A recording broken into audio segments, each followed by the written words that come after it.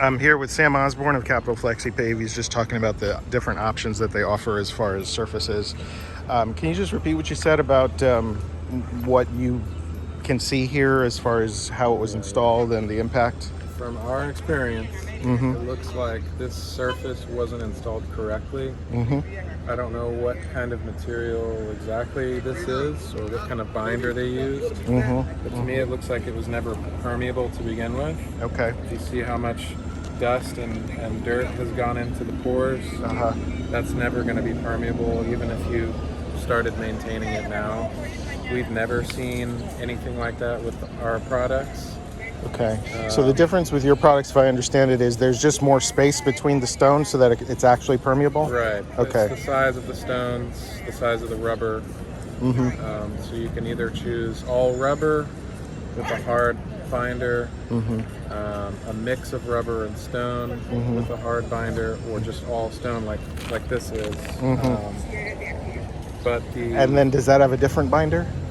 The all stone? They're all the same binder. Okay. It's all the same material. Got it. The only time we would use soft binder is for a playground. Right. Okay. Got it. But you definitely want the hard stuff for high traffic areas. Okay. And so what you recommend to replace this is that proper permeate stone surface that you guys do? Either stone or rubber. You could easily do rubber here. So there's a theory that the use that this gets was part of why it degraded so quickly. I don't know if you think that's accurate or not. I mean, basically it's 24/7, 365 use like this. People sitting around just, now I would imagine that, if there are imperfections in the surface, there might be somebody who comes along and kicks at it more or something like that, but that it's not too much more than this. I mean, the one thing that is pretty heavy traffic is Saturday mornings. There's a farmer's market. And the most that really does is they put down covered canopies that have little triangular feet on them. And there's a lot of use at that time. But other than that, so that becomes a maintenance thing. So that's less about what the type of material that you use, because with the rubber sidewalks that we've done in DC, they withstand a lot of foot traffic every day. Like actual sidewalks? Yeah, we've done 500, 600,000 square feet of sidewalks. Okay. And it's typically along sidewalks with like heritage trees that are pushing up the concrete. Okay. And that's what one of the things Flexi-Pave was designed for. But so the maintenance on our end involves basically, think of it as a seal coat. We call it an overroll. We physically roll a coat of the same binder that binds the whole system together. And what we recommend is at least once a year doing that as maintenance. And when we come to do that, we also vacuum it, wash it off, make sure it's clean, and then we seal it. Okay. So that you could maintain the surface indefinitely if you continue to do that year over year. And some spots, like for example at the Arlington National Cemetery, the Robert E. Lee house up there, we have like 25,000 square feet of all aggregate bonded material. Not quite like this. Right, the proper version of this, right. You're saying. That gets unbelievable amounts of foot traffic. Okay. Like, you wouldn't believe, millions of people go up there. Right. And you can, if you don't maintain that with an overall every year, it's going to start to degrade, because you'll find paths where people walk that they kind of rut a little bit. Amber mentioned that occasionally, if it's certain kinds of heavy duty uses, maybe you might even recommend twice a year. Yeah. Now we're starting to recommend semi-annual.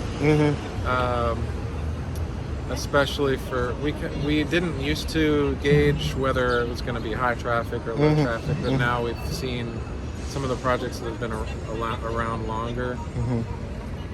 We would recommend semi-annual. Got it.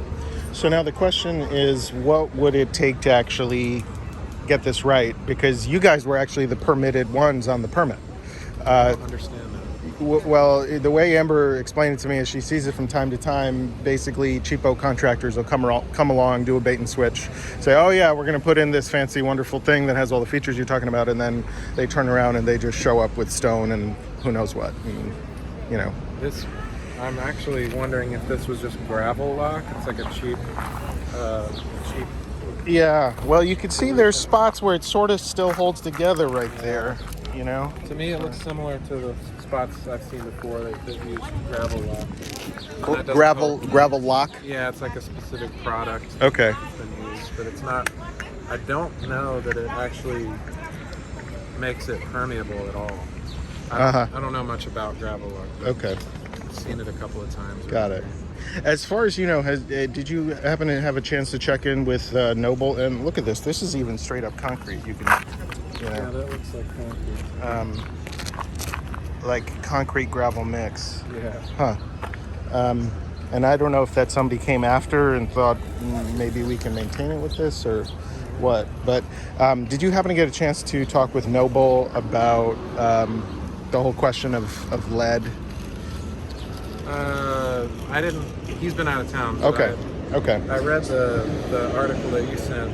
Basically, the conclusion of it. I don't know if you saw, but the rubber itself. None of the components contain lead, and then the only types that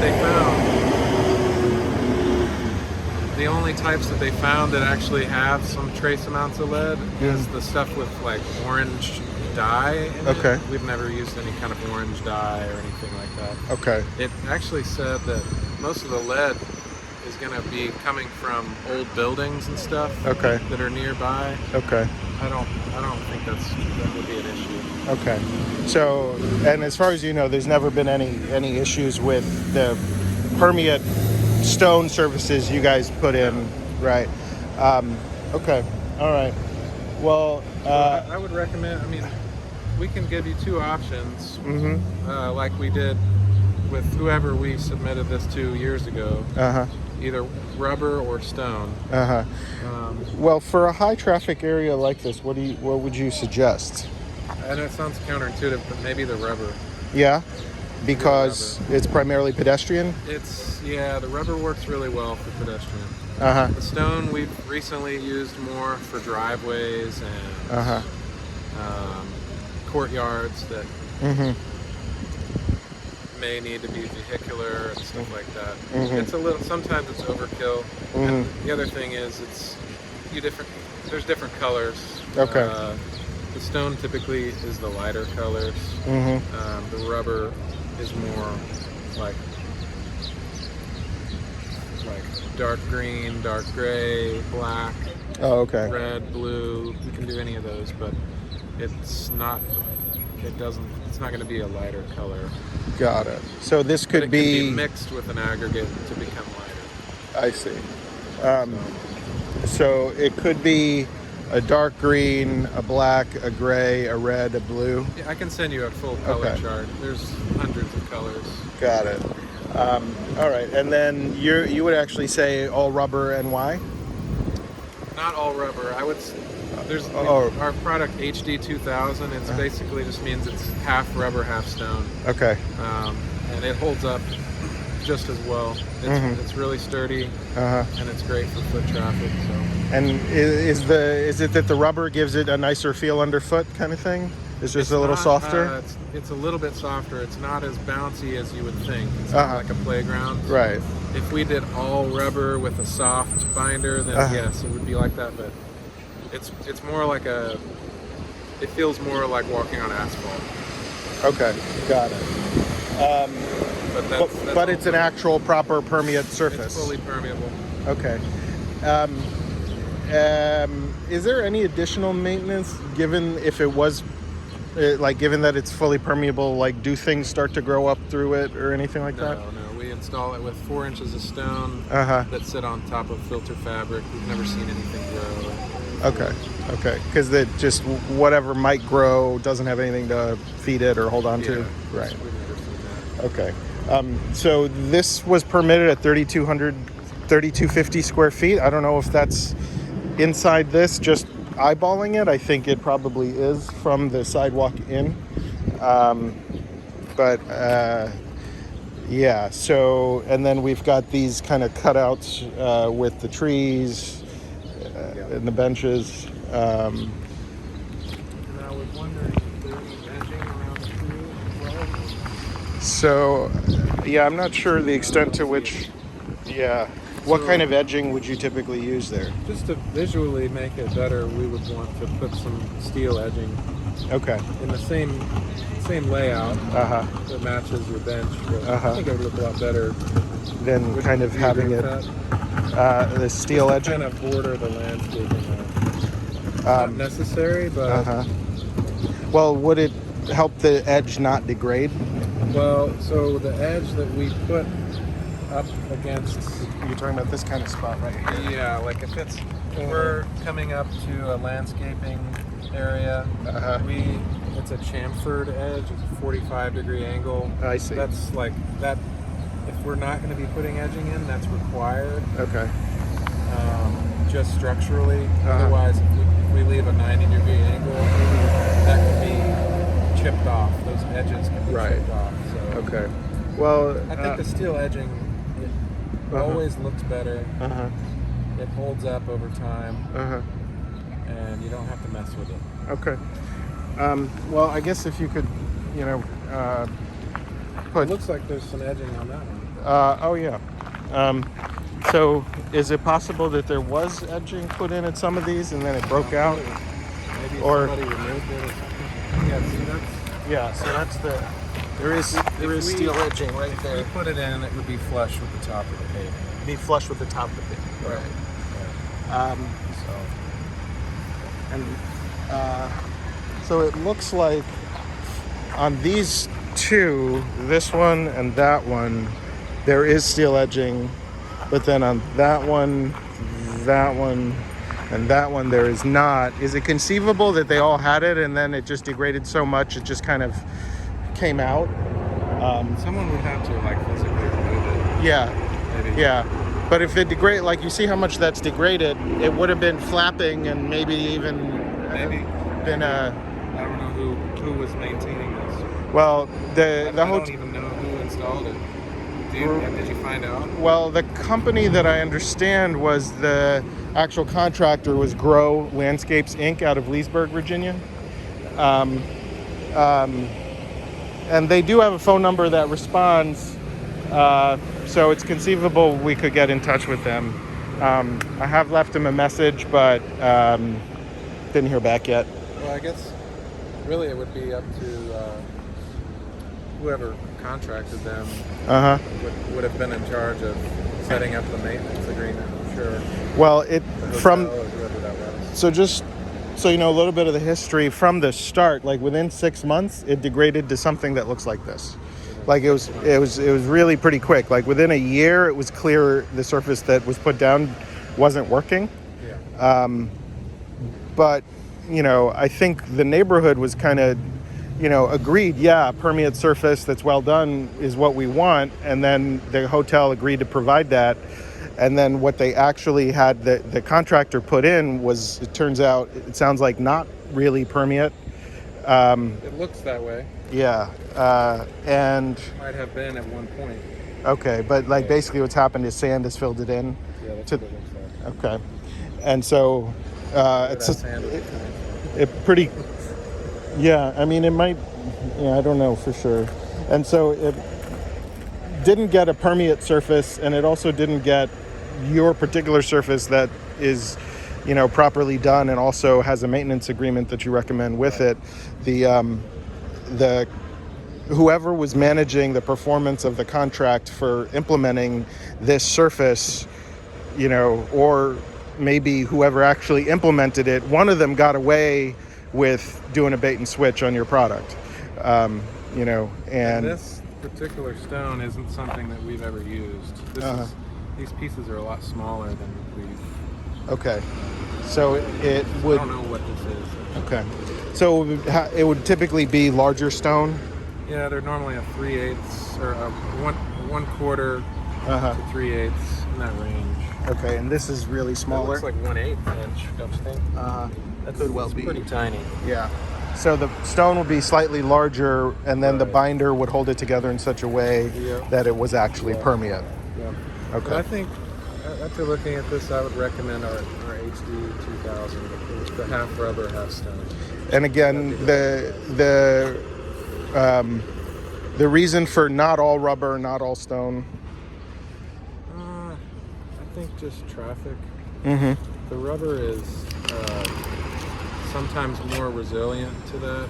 Mm-hmm. To a lot of foot traffic.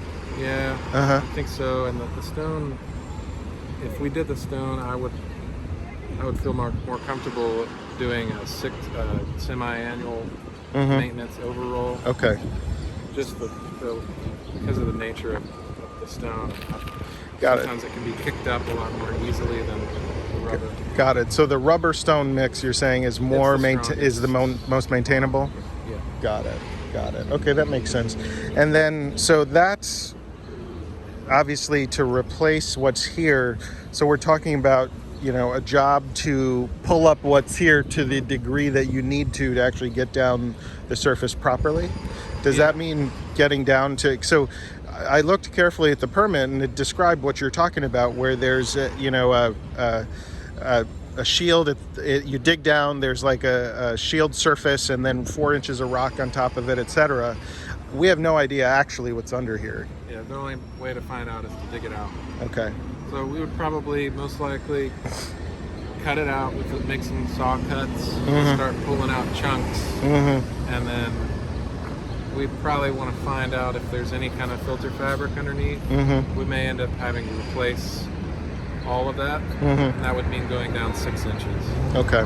So it's not too deep, but I wouldn't want to build a new product on top of whatever they have underneath here. Got it.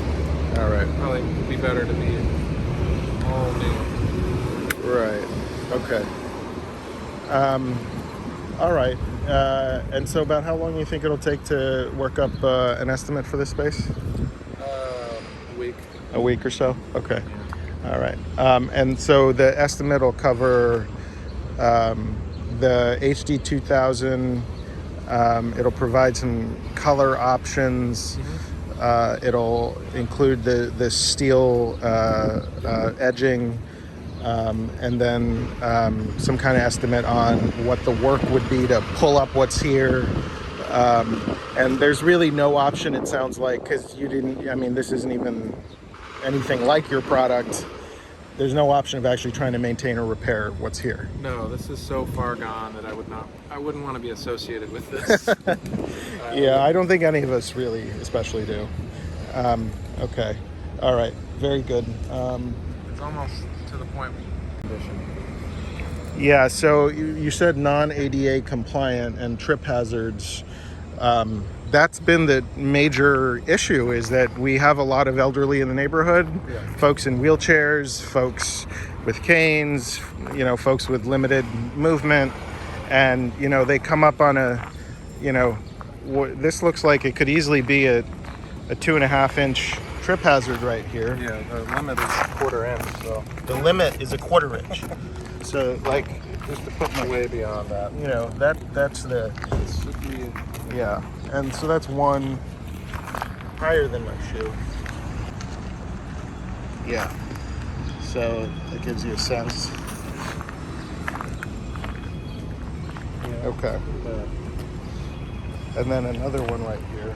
Looks like they did put some kind of filtered fabric underneath, but it's not very deep. There's some. They have maybe 1 inch of stone here. Okay, maybe. so you can see here that. Now I think what may have happened, because you see this is just a patch job. There's.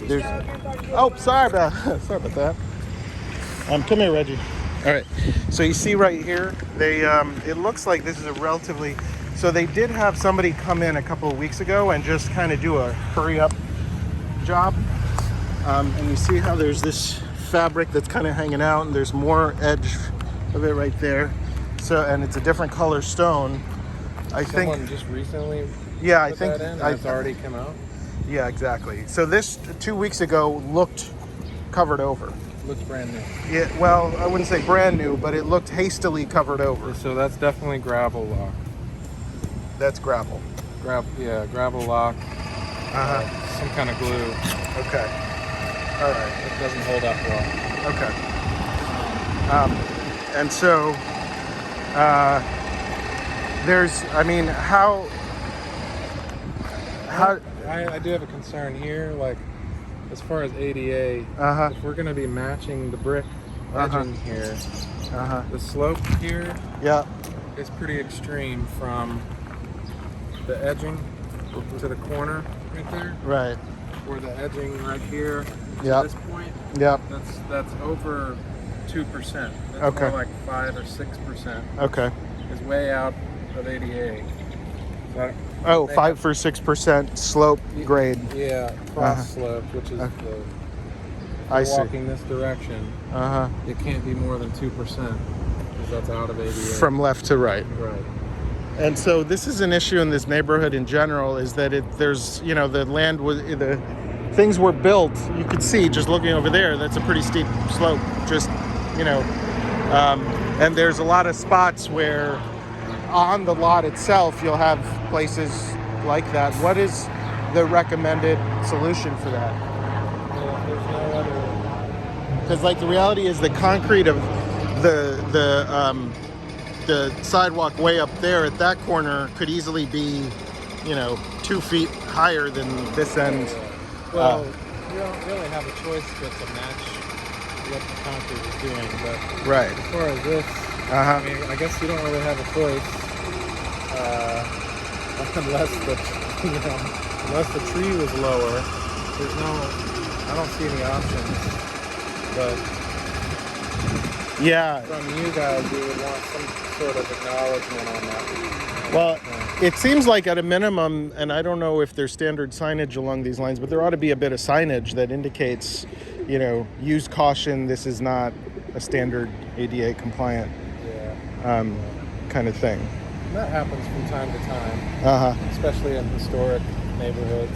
Yeah, which this I've is. never been to Old Town Alexandria. Sure, It's got a lot of stuff that's way out. Okay.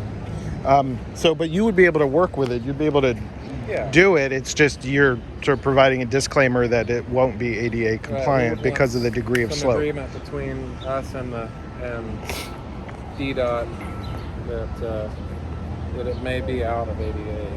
And if they're okay with that, then we can proceed. So technically, and I don't know to the extent which DDOT versus DCRA gets involved with this stuff, but technically the sidewalk, from what I understand, is managed by DDOT, and then DGS and the DPR, the Parks and Rec Department, manages from the brick in. So the DPR, because, you know, obviously there are different standards for parks, doesn't have to sort of comply with the same public realm guidelines as DDOT. Right. Okay. So this is an actual capital Flexi-Pave, and you would often see that kind of marker in it? Yeah, we put those markers in usually. Okay, and so this is probably, you're saying 10 or 12 years old? Oh yeah, probably. I'd have to look at the map, but okay. On our website we have a GIS map of all of the projects that we've done in DC. Got it. So I'm curious about the mound. So you see, there's 1, 2, 3 of these right here. Yeah. I'm not sure when they were put in. It doesn't look like any more down this way. And I doubt anyone asked for a maintenance plan on those. Right. That would have been, well, actually, I'm not sure. For those little planter boxes, I'm not sure what the maintenance. Those are usually DDOT. Those are usually DDOT. Okay. So this tree box is capital Flexi-Pave, but it was cut out. And this tree that's dying is right here. And then there's 2 more tree boxes that look like they're intact. So it's conceivable that the 2 other tree boxes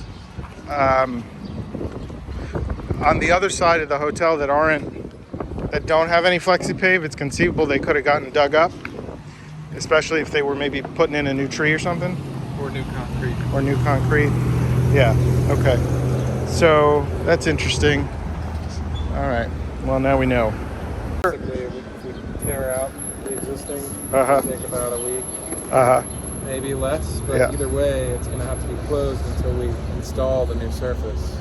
Right, So you can't have people walking in there with right, old, right. giant hole.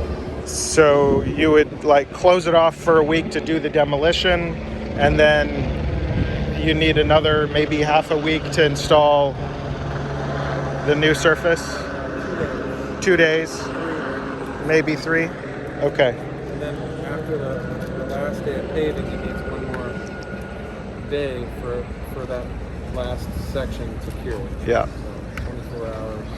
So Okay. if we start on a Monday, we finish paving on a Wednesday, we would need all of Thursday for it still to be closed. Okay. All right. So then they could reopen the park on Friday. Is it conceivable you could start on a Sunday and reopen by Friday? Well, do you work on Sundays? That would involve overtime rates because All right. our guys don't normally work on Sundays. Okay. All right. Well, yeah. So basically, but could you promise, like, what are the variables that would push it? Because each week that the market's actually disrupted is an issue. It's conceivable that for that time we could actually close off this stretch right here for that morning of street and just have them do the market in the street. That sounds good to me. Either way, you still have the possibility of rain, and if rain's going to push our schedule, then we have no power over that. Okay. So it's going to be for sure a week and a half. It could be less. Could be less. Could also be more. Could be more. Right. Sometimes it rains, and Right. So at the outside, you at the minimum would have 1 week where the market had to move, but it might be 2 or it might even be 3. I wouldn't say 3 weeks. Uh-huh. They'd only do it on Saturdays, right? Yeah. I wouldn't say it's going to be closed for 3 weeks. Okay. That sounds a lot simpler just to move them to the street for a week. Yeah. Yeah. Okay. All right. Well, that's a practical plan, I guess. I mean, it still changes up how they work, but we'll see. All right. I appreciate it, Sam. Yep.